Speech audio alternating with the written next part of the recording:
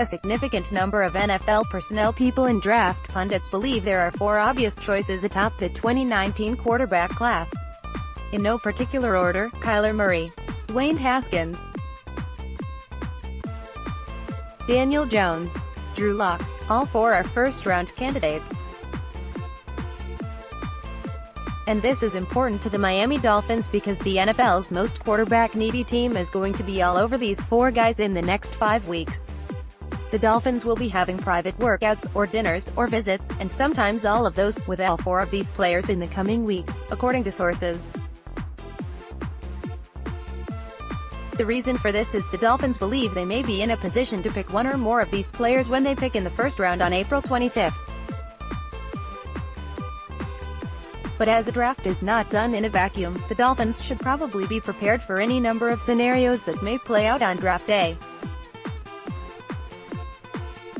The Dolphins will actually go through as many of those as they can think of in the coming weeks.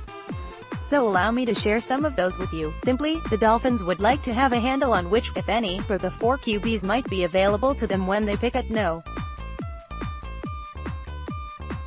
13 overall in the first round. A good handle on that information would help General Manager Chris Grier know if he's going to have to trade up to get a quarterback he likes.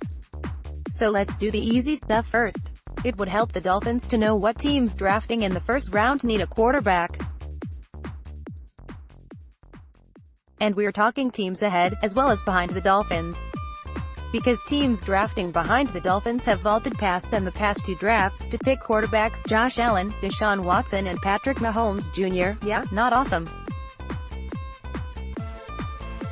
Anyway, here are the possible teams in the first round who might draft a quarterback. Arizona.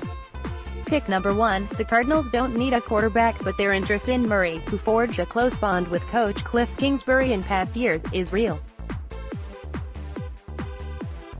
Is Murray or a player at another position for the Cardinals? Oakland. Picks number 4, 24, 27. The Raiders are picking a quarterback this draft, sources tell the Miami Herald. They will do it. The question is, will they pick 1 at No. 4, which is obviously ahead of the Dolphins, or wait? Tampa Bay. Pick No.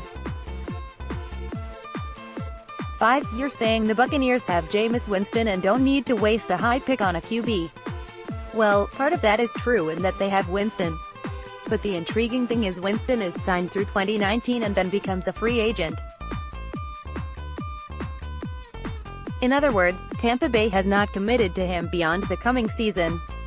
That seems odd. The Bucs also have a new head coach in Bruce Arians, and he said he's committed to Winston. And yet Winston, who hasn't exactly lit the league on fire and has had some off-field troubles, is unsigned beyond 2020. New York Giants. Picks No. 6, 17. General Manager Dave Gettleman has publicly embraced the Kansas City model, meaning he likes the idea of having a veteran quarterback as the starter and drafting a future face of the franchise, much like the Chiefs did with Alex Smith and Mahomes in 2017. So the Giants are picking a QB. The question is, do they do it at number 6, well before Miami, or no? 17, after Miami, or trade down from No. 6 but remain ahead of Miami to pick their guy? Denver. Pick No. 10. There was talk at the NFL Combine that John Elway really liked Drew Lock. And then the Broncos traded for Joe Flacco and that talk was muted. But I haven't forgotten that talk, and to dismiss it is folly. The fact is Flacco is not Denver's quarterback of the future. So the question is whether Elway will be all in on right now and get Flacco some help, or be looking to the future and perhaps add Flacco's replacement. Pick number 11. Again, the Bengals have a quarterback in Andy Dalton. Except he's 31 years old, and he's won exactly 0 playoff games, throwing 1 touchdown and 6 interceptions in 4 postseason games. He's under contract for 2 more years, but it costs the team nothing to cut him either this year or next. And in 2018, Dalton missed 5 games and finished the year on injured reserve. The Bengals have a new coach. They might be thinking it's time to have a new quarterback too. Washington. Pick No. 15. The Redskins traded for Alex Smith last year, but a terrible leg injury has taken him out of the immediate picture. The team said it loves Colt McCoy. And then it traded for Case Keenum. Now the team says it loves Keenum and McCoy. Am I believing this? Take a guess. So as many as 7 other teams might be vying for the same quarterback or quarterbacks the Dolphins deem acceptable to draft at number 13 overall. 6 of those teams draft before the Dolphins are scheduled to pick in the first round. That means in a worst-case scenario, the Dolphins would not get a chance at any of the top 4 quarterbacks in the draft. Or the Dolphins would have to trade up to land one of the top 4 quarterbacks in this year's draft. Obviously, fate can be on Miami's side. Maybe Arizona passes on Murray. Maybe the Giants believe they can land a QB with number 17 overall. Highly doubtful, but this is the team that traded Odell Beckham Jr. Maybe Tampa Bay elects to ride with Winston. Maybe the Raiders wait until one of their lower picks to try to add that QB. Maybe Elway doesn't care so much about the future and simply wants to put the best team on the field he can muster right away.